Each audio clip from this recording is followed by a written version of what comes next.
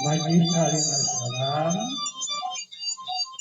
menayangkan kembali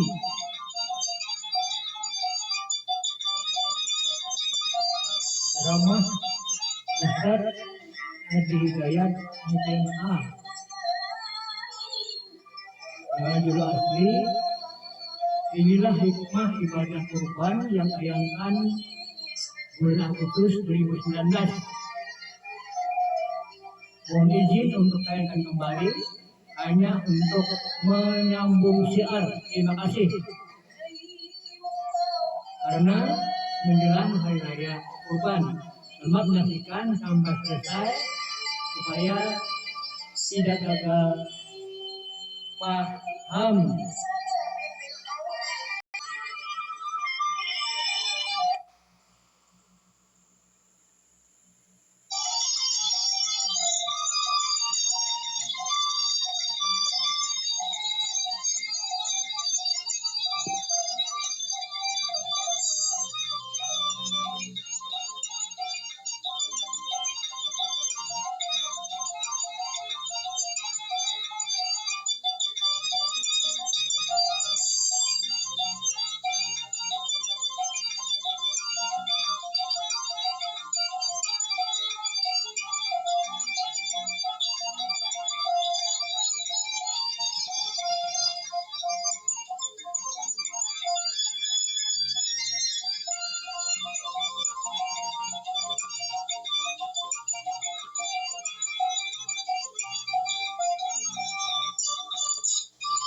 Macan-macannya, singa sesinga-singanya, apa pernah meniduri anak singanya? Sekarang bisa bapak meniduri anaknya, kakak meniduri adiknya.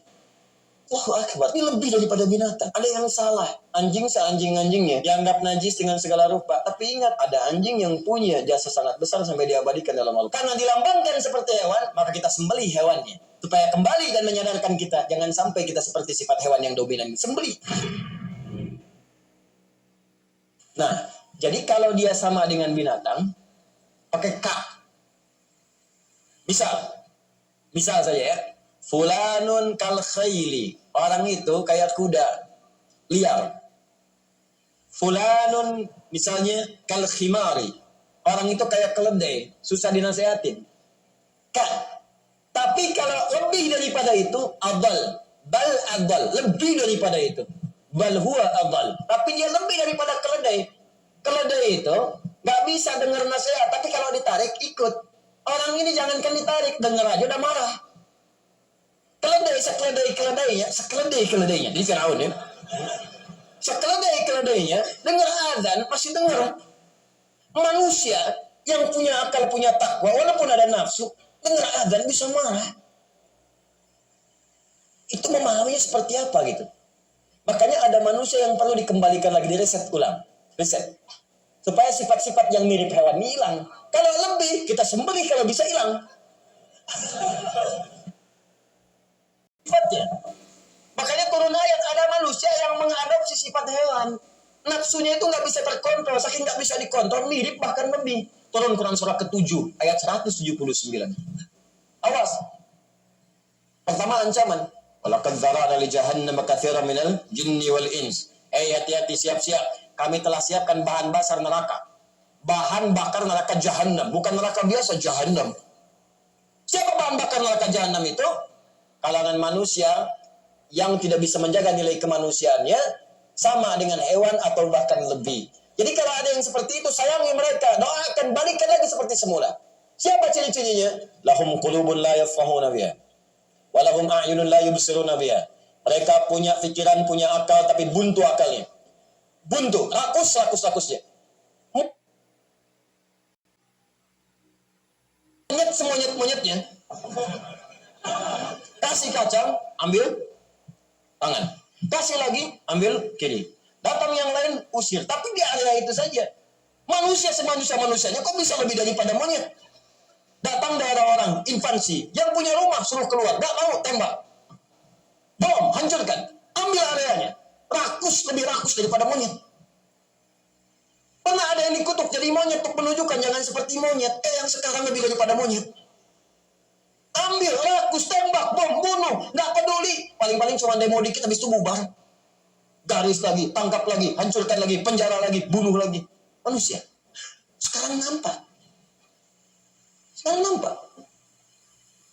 Coba lihat. Hewan serakus-rakusnya, macan segala-galaknya, apa pernah mengeksekusi kemudian anaknya? Orang sekarang bisa mengorbankan keluarganya untuk mendapatkan jabatan dunia yang tidak seberapa. Ya, macan semacam-macannya, macan semacam-macannya, singa sesinga-singanya, apa pernah meniduri anak singanya? Sekarang bisa bapak meniduri anaknya, kakak meniduri adiknya. Allahu Akbar. Ini lebih daripada binatang. Ada yang salah, ada yang perlu dikembalikan. Tapi indahnya bahasa Al-Quran, bukan dihujani dengan segala hal yang buruk, bukan dieksekusi, balikin dia, doain lagi supaya balik lagi. Jangan sampai pulang jadi bahan bakar neraka jahanam. Tobat, balik, ayo balik. Itu indahnya Al-Quran itu. Sebelum dia dihukum dengan hukuman di akhirat nanti, diberi kesempatan taubat. Kamu taubat dulu deh. Jangan sampai dihukum, kata Allah. Jangan sampai batas akhir tiba kamu wafat. Jadi status pendosa. Pulang balik. Ya. Walahum. Ingat baik-baik kalimatnya. Adhanun la yasma'una biha. Punya telinga gak bisa dengar. Ulaika kal an'am. Mereka mirip binatang ternak. Balhum adal. Bahkan lebih daripada itu.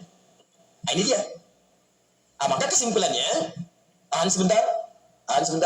Kesimpulannya, kalau ada manusia yang dominan sifat nafsunya, sama dengan binatang, atau lebih daripada binatang, maka kita mesti bantu untuk mengendalikan sifat itu, sembelih sifat itu.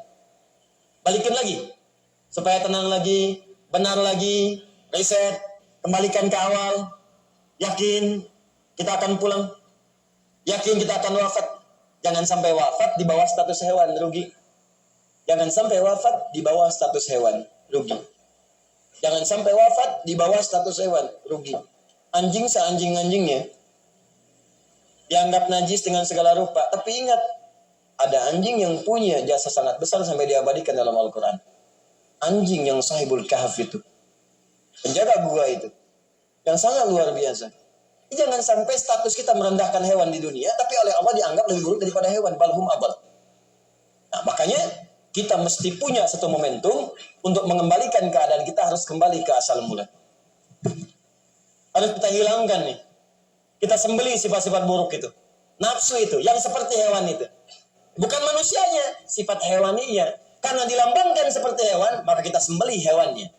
Supaya kembali dan menyadarkan kita, jangan sampai kita seperti sifat hewan yang dominan. Sembelih.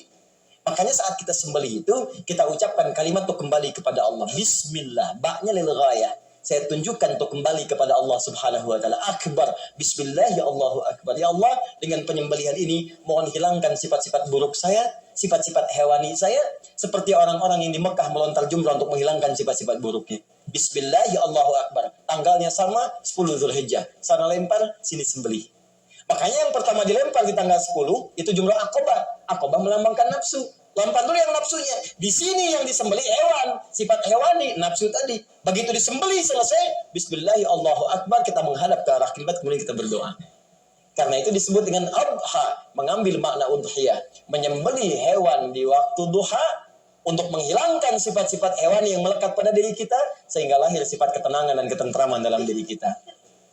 Makanya orang-orang yang selesai dia Idul Adha-nya, penyembelihannya menjadi lebih dekat hubungannya dengan Allah. Sesuatu yang dekat disebut dengan qoribun. Kalau makin dekat, tambah alif dan nun di akhirnya untuk menunjukkan makna superlatif. Maka berubah makna menjadi kurbanun.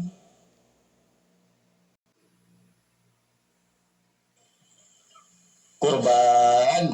Dari kata koruba artinya dekat. Kalau pengen tambah sangat dekat, banyak kedekatannya, rumusnya dalam bahasa Arab tambah alif dan nun di ujungnya. Ghafara, mengampuni, ampunan. Ghufran, yang banyak ampunannya. Hasuna, baik sifat. Ahsana, ihsan, yang banyak sifat-sifat kebaikannya. Ya quruba, dekat. Kurban, yang banyak sifat kedekatannya. Makin dekat dengan Allah Subhanahu wa ta'ala. Makanya kalau selesai Idul Adha, orang-orang yang nyembelih itu, ciri pertama diterima sembelihannya dengan baik. Apa itu? Ketika dirinya mampu lebih dekat dengan Allah Subhanahu wa ta'ala. Begitu selesai, ke masjidnya dia lebih rajin, sifatnya lebih baik. Sifat hewaninya itu udah berkurang. Bahkan menipis. Jadi jangan sampai Anda berkorban hanya sekedar berkorban. Hewannya yang dikorbankan, Andanya nggak ada apa-apanya. Sapi dari bapak, beratnya 1 ton 2 kintal. Sembelih hasil korupsi. Apa ini bang? Kasihan hewannya. Ya, karena itu masya Allah orang-orang ikhlas itu kalau kurban dari hewan itu kelihatan tenang, tuh hewan itu lembut.